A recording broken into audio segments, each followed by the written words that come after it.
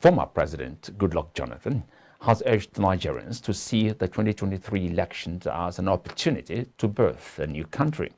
Jonathan gave the council in a New Year message titled Happy New Year, Nigerians and friends across the world. According to him, the ballot serves as the most suitable vehicle for achieving our shared dream of peace, justice, unity and prosperity. A spokesperson of the Tinubu Shetima Presidential Campaign Council, Festus Keyamu, says former President Olusegun Obasanjo's endorsement of the Labour Party's presidential candidate P2B won't affect his principle. Obasanjo formally endorsed Obi for the February 25 election, saying that the former Anambra State governor has an edge over other candidates. But Keyamu has waved off the development, maintaining that Bola Tinubu of the All Progressives Congress APC won't be impacted.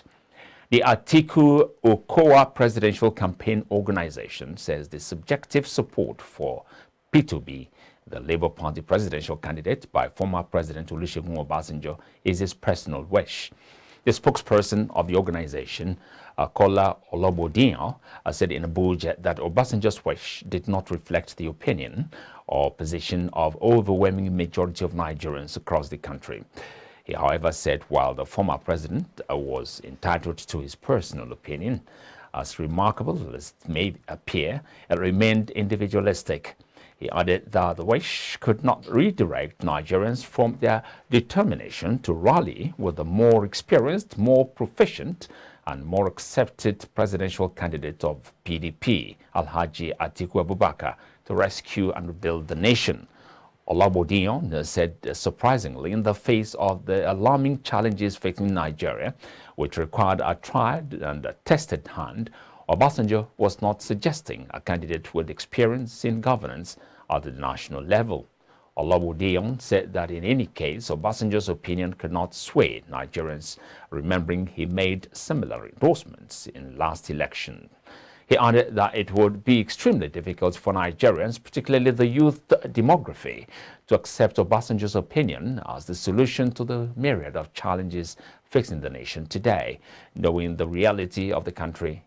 Olabodiyan said the PDP campaign team urged Nigerians not to be distracted by subjective opinions. He also advised the electorate to remain focused on the resolve to salvage the nation by electing Abubakar as the next president of Nigeria on February the 25th.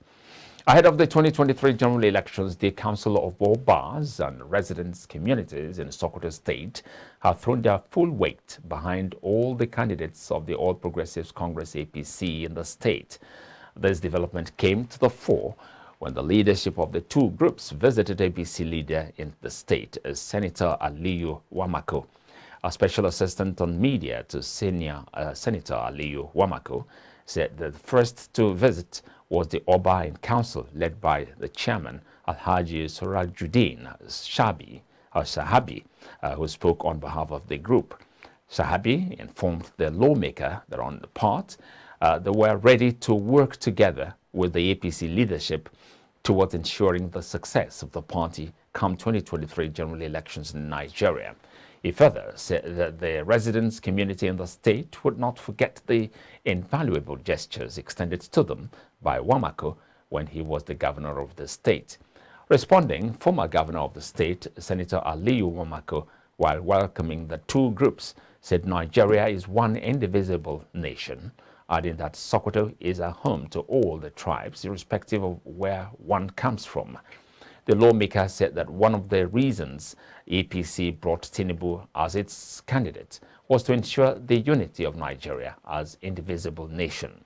Wamako also recalled that when he was elected as the governor of the state, he abolished what was then called school fees to non-indigenous in the state. He further said that he also appointed one of them to serve as his special advisor in his government, just to ensure that they were carried along. Wamako assured the visitors that APC would consider them in its affairs if given the mandate during 2023 polls. The Nigerian military says it's winning the war against insurgency. Nigeria has continued to contend with the number of internal security challenges ranging from insurgency and terrorism in the northeast, banditry and kidnapping in the northwest and north-central, oil thefts and pipeline vandalism in the Niger Delta, and separatist agitation in southeast and southwest. In spite of these security challenges, Nigeria has recorded remarkable improvement in security administration in 2022.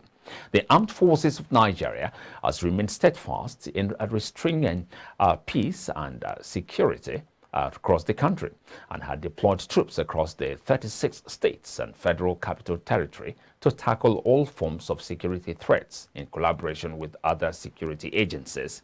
The strings of military operations across theaters of our operations have lessened the various security threats and impacted positively on the lives of citizens and national development in general.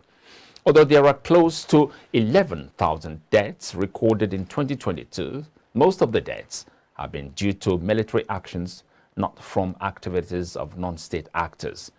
In northeastern Nigeria, the activities of Boko Haram and Islamic State's West Africa province, ISWAP, have been largely tamed. The destruction caused by the 13-year insurgency in Borno, Yobe, Adamawa are being addressed with millions of displaced persons returning home. Since the beginning of 2022, the tempo of military operation in the northeast under the Joint Task Force Operation Hadin Kai has escalated, leading to mass surrender of Boko Haram and ISWAP terrorists and their family members to troops in different fronts.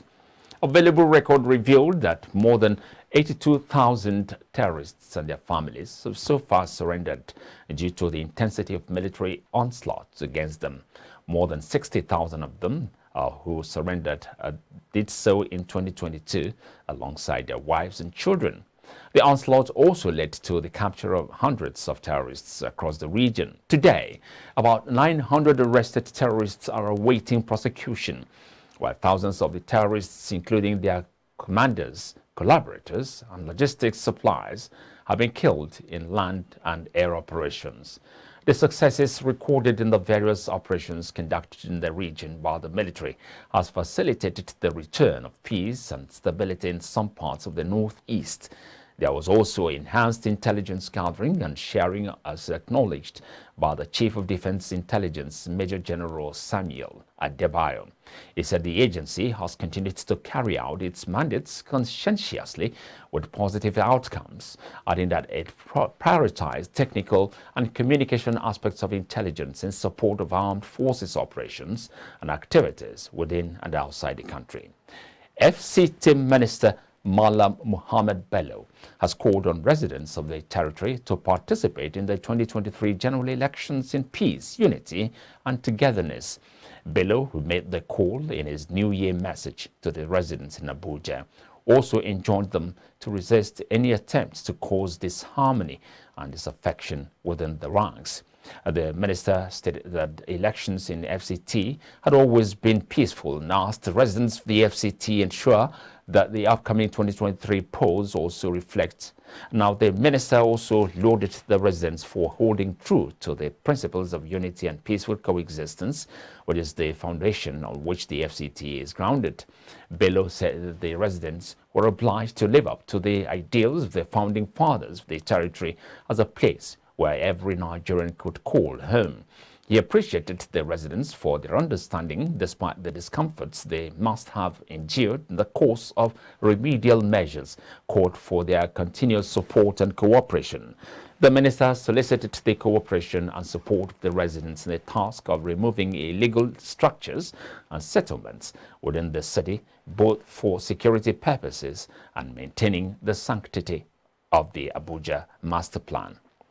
Bello enjoined residents to treat critical public infrastructure as they would treat their personal property and help to protect all public assets located within their vicinity. He commended the security agencies of the FCT for their tremendous work on ensuring the safety of lives and property within the territory, as the incidences of violent crimes had declined over the past few months. He reminded the residents that the maintenance of security was the responsibility of all and reiterated the mantra of saying something when you see something. Bello said that the FCT administration was committed to sustaining the growth and development of the territory despite the challenges of dwindling financial resources and the ever-increasing population.